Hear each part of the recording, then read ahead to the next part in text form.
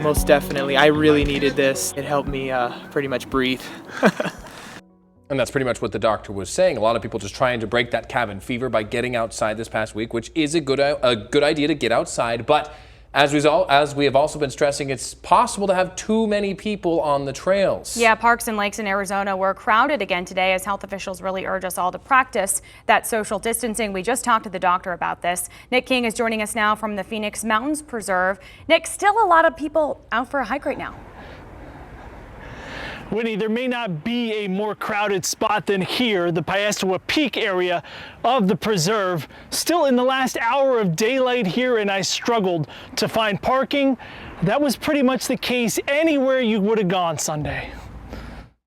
The line to get in White Tank Mountain Regional Park Sunday kept going and going.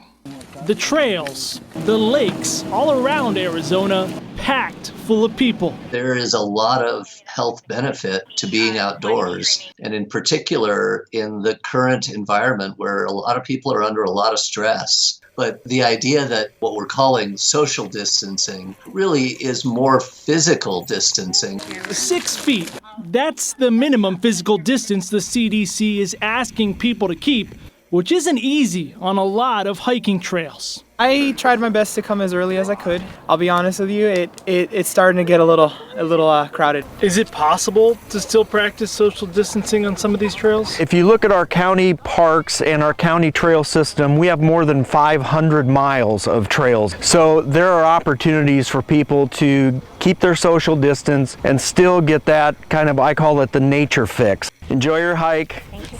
Keep your distance from other folks. City, county, state parks all say the visitor traffic this weekend higher than usual, even for this time of year. It feels refreshing, let me tell you. I mean, I'm not an avid hiker, but let me tell you, I'm picking this up as a hobby as far as quarantine is concerned. Physical distance is not the same as social isolation. We are all in this together right now, and we need to maintain a sense of social cohesion.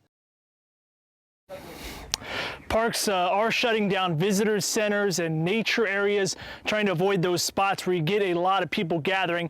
You should also expect to find a lot of bathrooms and water fountains closed down.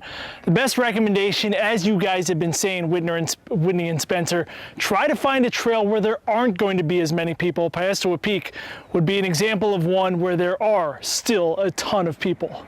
Yeah, that's always a really crowded trail. Now, Nick, one more thing, something we talked about and something I think a lot of people are wondering and asking, at what point would they decide to kind of shut down some of these areas?